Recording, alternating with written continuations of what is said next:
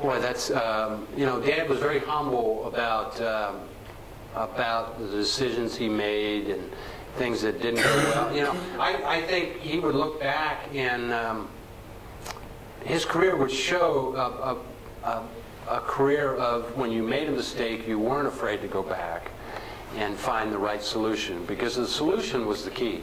It wasn't there for your glory or your ego. It was, Dad was a public servant. He loved serving the public. I mean, that's all he wanted to do. And I think you look at early parts of his administration, not the Nixon part, and that was not a mistake, but economically, they made some poor choices economically when they were trying to solve the economy. They had the whip inflation now, which was not, it turned out not to be a good program. It didn't work. And early on in Dad's administration, he at that time, he thought the answer to helping the economy was a tax surcharge to the American people, a one-time tax surcharge. I think it was 5 to 10%, to help get money for programs. And they ended up going a different direction. They gave a tax break. So the first solution was wrong. Whip inflation now did not work. But they learned their mistakes, and they went back and worked with Congress, and they came up with a way to cut taxes for the American people. I think Dad's recommendation was about a $16 billion tax cut. Congress, when the budget went through, it turned out to be about a $22 billion tax cut, much more than he wanted. But he put conditions on it with Congress, again, working with Congress, saying you can't raise programs, you know, build new programs. You've got to keep the budget down under this $300 billion cap kind of situation. So, yeah, early on he made some, and then he went back working with Congress. And again, it was for the American people. It's not who gets the glory. So I guess that would be the answer to the question: is if you're truly a public servant, it's not about getting your name on it. It's about, does it do what it's supposed to do for the American people? So, yeah. One more question maybe, and we'll get you out of here.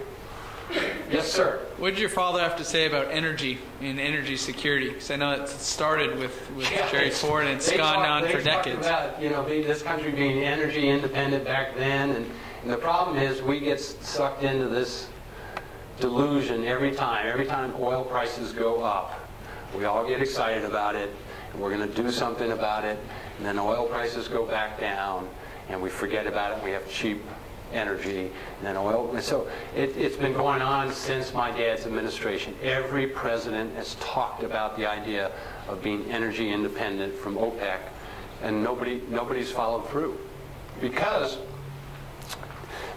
it's going to take sacrifices by the American people, and we get so used to cheap gas that we forget about it. But when gas was, I don't know what it was back here, but in California, I was paying over $4 a gallon. I was pretty interested in energy independence at that point, you know. But now it's down to, you know, $2.25 or whatever. I've become less. I mean, that's human nature. It's going to cost us, in the short run, to be energy independent. It's going to cost in building that kind of technology. But OPEC is very smart. And they know every time we get all excited, all of a sudden energy prices come down. And we, you know, it's like being a cocaine addict. I hate to say it, but we're addicted to cheap energy. And hopefully we're going to do something about it, because we'll be in big trouble if we don't. Yeah. Steve Ford, thank you. Thank you.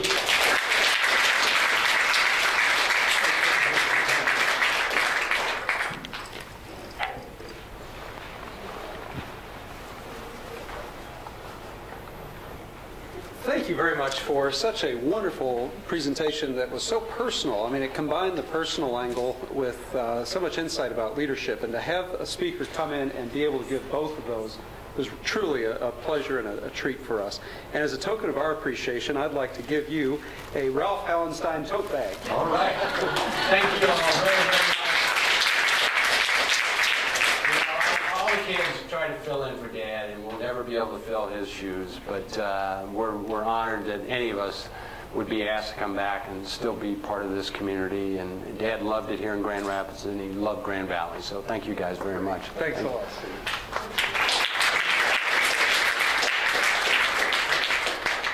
Okay. so much for coming and sharing this wonderful luncheon with us. If you are a leadership fellow, please hang for just a little while longer.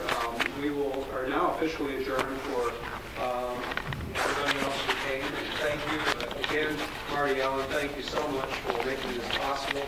And Steve, again, we just so appreciate your taking time out of your very busy schedule. I don't know how you do all the things you do. You come in and talk to us. Okay, well, thank you. Well,